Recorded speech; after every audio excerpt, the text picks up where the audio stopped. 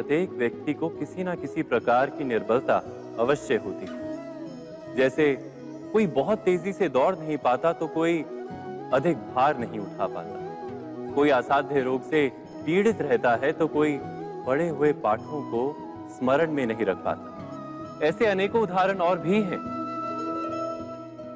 क्या आप किसी ऐसे व्यक्ति को जानते हैं जिसे सब कुछ प्राप्त हो और हम जीवन की उस एक निर्बलता को जीवन का केंद्र मानकर जीते हैं? इस कारणवश हृदय में दुख और असंतोष रहता है सदा। निर्बलता मनुष्य को जन्म से अथवा संजोग से प्राप्त होती है, किंतु उस निर्बलता को मनुष्य का मन अपनी मर्यादा बना लेता है। किंतु कुछ व्यक्ति ऐसे भी होते हैं जो अपने पुरुषार्थ और श्रम से उस निर्बलता को पराजित कर देते हैं। क्या भेद है उनमें और अन्य लोगों में? क्या आपने कभी विचार किया है?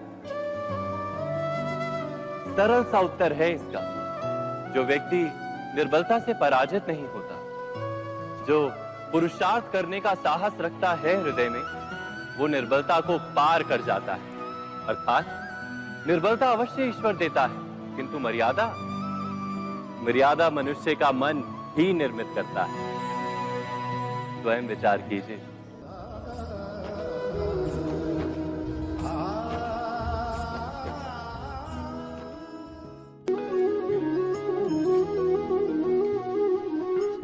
भविष्य का दूसरा नाम है संघर्ष।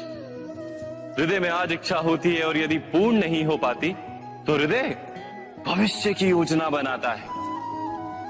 भविष्य में इच्छा पूर्ण होगी ऐसी कल्पना करता रहता है, किंतु जीवन ना तो भविष्य में है ना अतीत में। जीवन तो इस क्षण का नाम है, अर्थात इस क्षण का अनुभव ही जीवन का अनुभव है। पर हम ये जानते हुए भी इतना सा सत्य समझ नहीं पाते।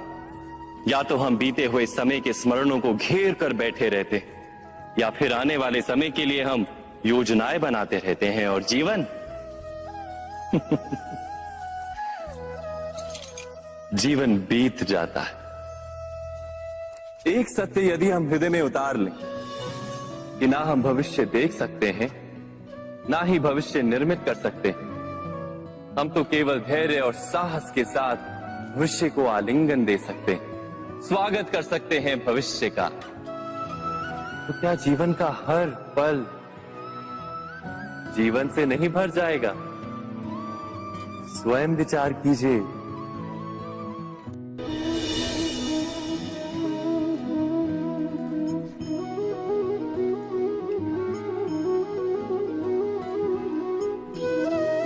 ज्ञान प्राप्ति सदा ही समर्पण से होती है, ये हम सब जानते हैं।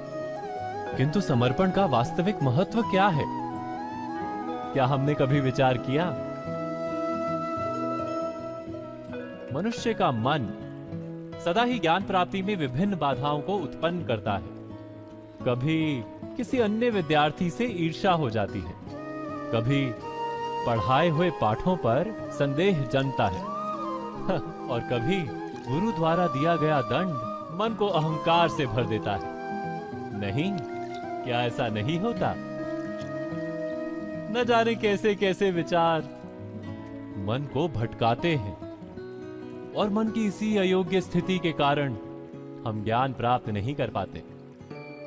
मन की योग्य स्थिति केवल समर्पण से निर्मित होती है। समर्पण मनुष्य के अहंकार का नाश करता है। ईर्ष्या, महत्वाकांक्षा आदि भावनाओं को दूर कर हृदय को शांत करता है और मन को एकाग्र करता है।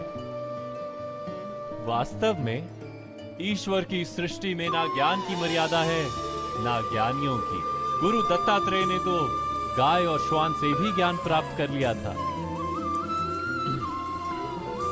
अर्थात विषय ब्रह्म ज्ञान का हो या जीवन के ज्ञान का या गुरुकुल में प्राप्त होने वाले ज्ञान का, उसकी प्राप्ति के लिए गुरु से अधिक महत्व